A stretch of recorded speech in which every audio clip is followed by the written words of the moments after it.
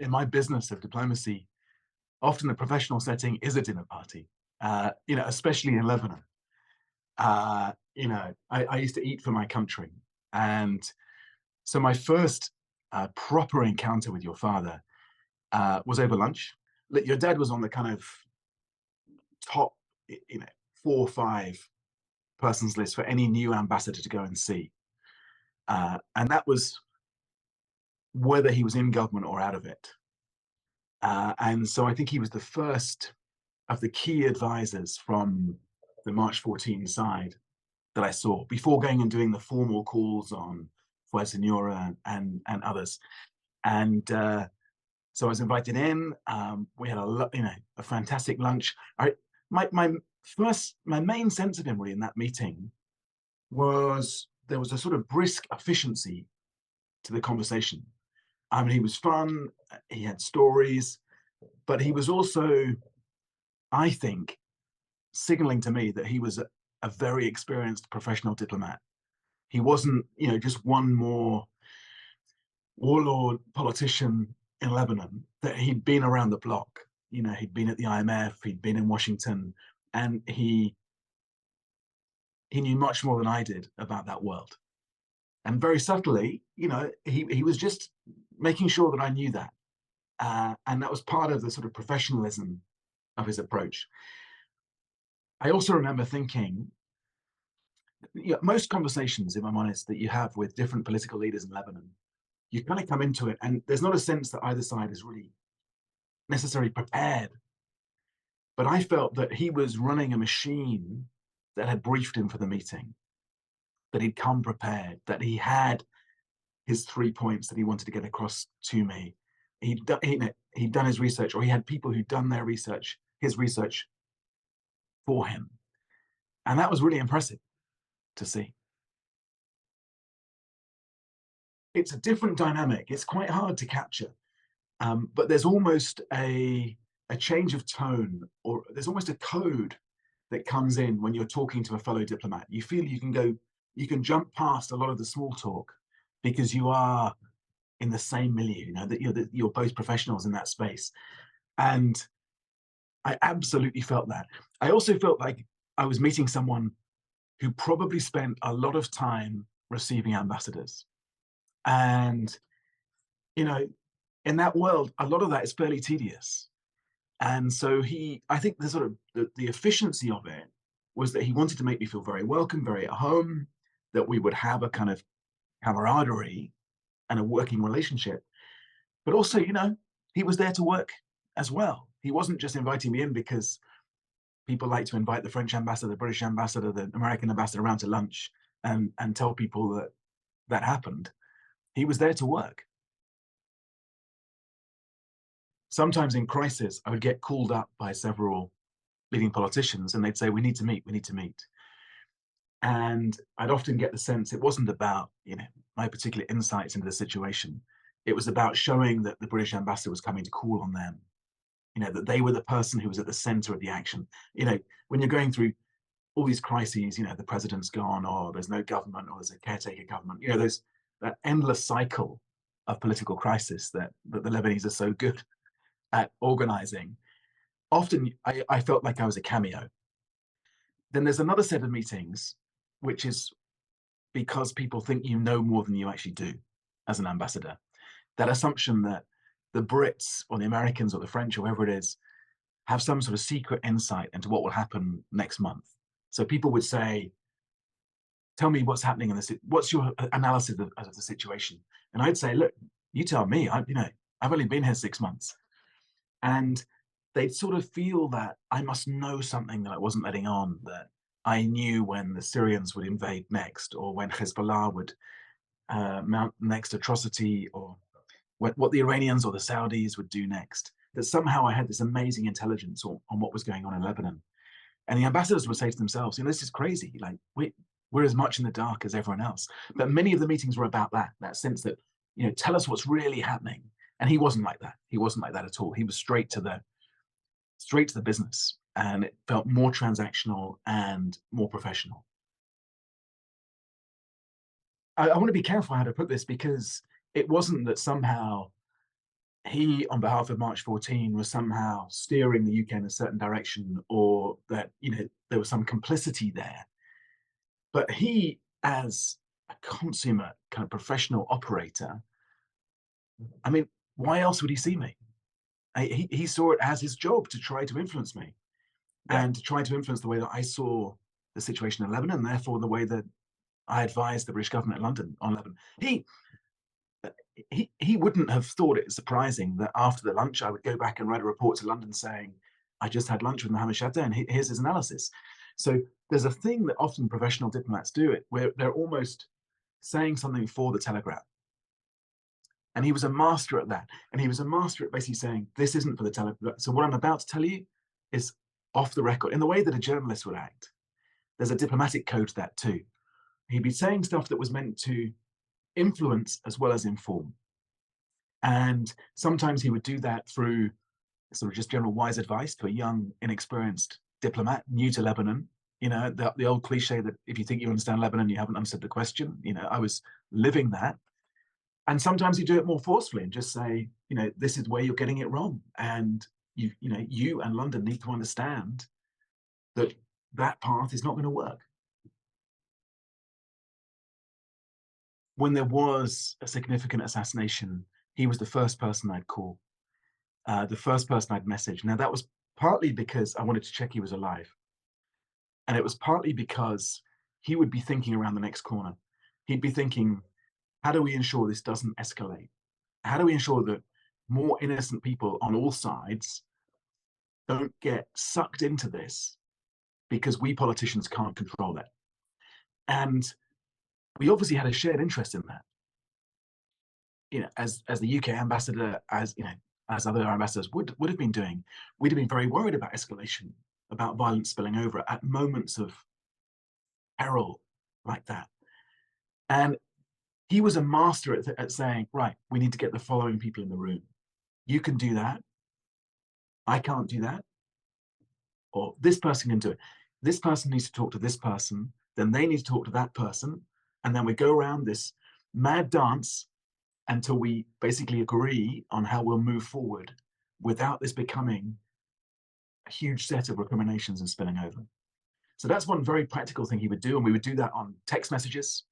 We'd do it on the telephone. We'd sometimes do it face to face, but it was fast. He was a very fast moving, he'd react quickly in those situations. But he'd always say to me in those moments as well, he'd always point out the human cost. He was very worried about ambassadors going straight into management mode.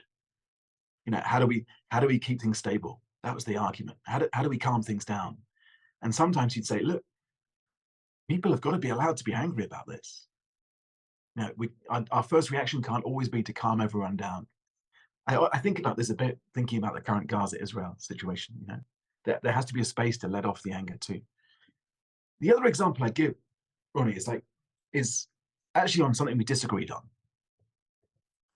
and on which, with hindsight, he might tell me he was right. Again, it's this word stability. So I would say that my number one objective in Lebanon over 4 years was to keep Lebanon stable. So stability was prioritized above reform. And I thought that through a lot.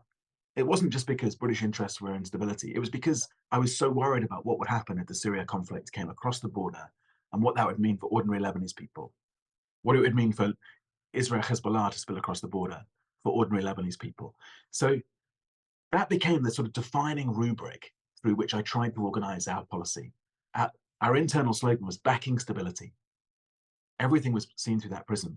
And he used to take me to one side and say, what about backing reform? And I'd say, yeah, reform's important. Reform's part of stability. But actually, in this moment, we've just got to keep it stable. And he'd say, but you're just kicking the can down the road. You're just storing up these problems for another day. You think you're keeping it stable, but ultimately you're making it less stable because you're not doing more to back those who want reform. And I'd say, look, I'll go out back them, I'll blog on it, I'll do speeches and so on, but I'm not going to push at this system, this fragile system, in a way that might knock it over, because I don't think we can control what comes next. And he'd be very thoughtful about in saying, sometimes that needs to happen. Sometimes you have to push at a system like this and see what happens and trust us to be able to put it back together again. This is something that actually the entire Lebanon experience, but he very much characterized it, taught me, is I think that the West, the liberal democracies of the West, and I've seen this in Number 10, Downing Street, and since, find it very difficult to think around the next corner. So we are increasingly in crisis management mode. It's slightly ironic because all of you guys in the Middle East think that we're at, or maybe used to think that we're behind every kind of conspiracy and that we're moving pieces around the chessboard and that we're incredibly cunning and so on. In reality, the closer I got to power at the center of the UK, the more tactical it was. And I think if I was sat with your father now, he'd be saying, so do you not think that your 4 years in Lebanon were actually quite a tactical intervention, which actually in the end, okay, you helped keep Lebanon stable, and that was a contribution in itself, but ultimately that was another 4 years of the status quo. It was another 4 years of the same system running Lebanon. And so, when you look back at the ledger 10 years on, what really changed? Or did you really just help to freeze that system in place? Now, of course, that predated me by 20, 25 years, and it postdates me by another 10. But I did have that sense with him of someone who could zoom out and take that wider lens on a situation. And that's a real skill when you're living through it. Whereas I would have been thinking, how do I cope till the end of next week? How do I ensure that we're not evacuating Brits on Saturday, that there aren't another million refugees coming across the border, that Islamic State don't blow up more buildings in cities in Lebanon, that Tripoli stays calm. And so I was very tactical and he was more strategic. He and I were both very aware of the risks. It wasn't something we often talked about, to be honest. And that was the same actually with, the other names that you would expect to appear on that list. The names that would be circulating, the first people you texted, and it was text in those days, not WhatsApp, the first people you texted when there was an explosion, when you saw on Twitter, as I did in that case, that there'd been an explosion, and you start to think, well, the first instinct is to check in with those people. And he and I had done that in the past. There was one actually where my convoy was hit. It actually turned out to be a sort of random traffic accident, but for some reason it spread around very quickly that I'd been, targeted. And he was, just about the first person to check in then. And so I think he was able to both see himself in that role and assuming that risk, and also see himself as one of those pieces on the chessboard and zoom out and understand the chessboard. And that's an amazing skill. But it's very, very hard to do that in that way. But I think he did. He was absolutely convinced of the cause. I mean, he was absolutely no doubt what needed to emerge from this mess in Lebanon and what was stopping that happening. He and I worked very closely on setting up the international contact group. The idea that how do we carve out a space for Lebanon from this regional chess set? How do we try and ensure at least we agree that Lebanon shouldn't go under while we're all playing our games all around the region? But I think it comes back to that. He wanted to challenge us, and he got a thrill out of it, a mischievous thrill out of telling us things we kind of knew but couldn't quite admit. I sort of knew he was right on that at the time, and yet I couldn't get myself away from the tactics because my horizon was 4 years. And I was just thinking, how do I stop Lebanon going under in those 4 years? rather than thinking what's right for Lebanon over 40 years. And so I think even in those moments, I knew that he was pressing a bruise, and he knew he was pressing a bruise because he knew that in another context, if it hadn't been for the Syria civil war, I'd have been much more outspoken about those reform issues. You know, he could see that I was revving to do it, and yet was having to hold it back.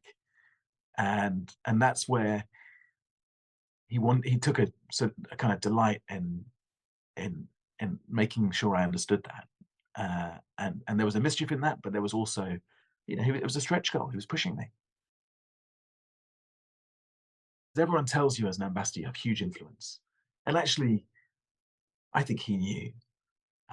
It took me a bit longer to work this out. That ambassadors in Lebanon, we get lots of attention, we get lots of meetings, but we actually don't have all that much influence in reality. So what he was good at was giving me things that I could deliver, and basically saying, okay, you know, as someone who could see the big chessboard, he could give me some of those tactical victories and say, well, why not try and pull this one off? And as an ambassador, that's really empowering because most, well, I was going to say most of us, some of us don't want to just be wandering around glad handing and shaking and just being nice to everyone and being, you know, people would say diplomatic. Some of us actually, you know, wanted to do stuff. And he managed to find a way to work with that while always being realistic. You know, that idea, don't think you can fix it. You know, don't overstate your influence as an ambassador. And that was really helpful. I'd love to go back and almost trace the evolution of his Twitter style because by the end he was using it in an incredibly intelligent, sort of savvy way, and finding the dividing lines and the time. It would always be interesting to look at the timing of when he was sending the tweets and so on, because I think he was often ahead of his party's line, if you see what I mean. I'm always curious about when diplomats and political advisors and so on can do that, because that takes real courage. It's one thing to be tweeting the thing that your foreign minister has said, you know, an hour later and just slightly different words. It's another to be sort of out there ahead of the line, and then to see the official line echoing that. And certainly he was doing that towards the end. And that but early on, I mean, I remember sitting in a sushi restaurant with him and having a bit of a debate about whether ambassadors should be doing this and whether it was all big of a gimmick. And the risk to me of people not taking me seriously because I was mucking around. I might be seen as mucking around on social media and not being a kind of heavyweight ambassador who never says anything in public. How would I describe him? Wise, mischievous, strategic, problem solver, kind, and a nationalist. And he'd blush at all of that. I don't know whether he would push back at the nationalism bit of it, because he wouldn't want to be thought of in that kind of classic nationalist sense. And he was a globalist. Of course, he was a globalist. You know, his jobs in Washington and so on. But the nationalist part of him was very strong. That real deep sense of what Lebanon could be and frustration that it wasn't that, I think was one of the things that really motivated him. You know, I think that's one of the things from one of the reasons he drew such a sense of mission and purpose for his work. As an ambassador, the lazy way to report on Lebanon was just to always do it in terms of sectarianism. You know, to write your telegram saying the Sunni think this, the Maronites think this, the Shia think this, the Druze are saying this. And, you know, of course, there's something in that. But it was also a kind of complacent way to analyze things. And he pushed back against that. And yet, he was also brilliant at understanding the perspective even of his own sect and being able to step away from that and talk objectively about what the different sects were looking for. And that was very, very rare. You know, I'd say someone like Wally Jumblat would do the same thing in a very persuasive way. Uh, but your father would do that. It was as though he could take off. He knew that he was also seeing the world through a filter, and he could take that filter off and talk about his own views and the views of his colleagues in the movement in a more objective way. It's odd in a way because at one level he was so partisan, he was so clear about what he wanted and was very good at the party discipline and so on. But he was also able to talk honestly about the flaws of his own side in a way that not many people can. That gap that he leaves in the Lebanese dialogue of someone who can step back and see both sides and think around the next corner. I see that gap globally as well. That who knows what he'd be doing now, 10 years on. I suspect that it wouldn't just be the Lebanese canvas. And the world really misses people who can do that. I feel the absence of people like that who can step away and think more objectively, take off the filter, see around the next corner to mix all the metaphors. And so that's why I feel he's not just such a loss to Lebanon, but he's a loss to all of us.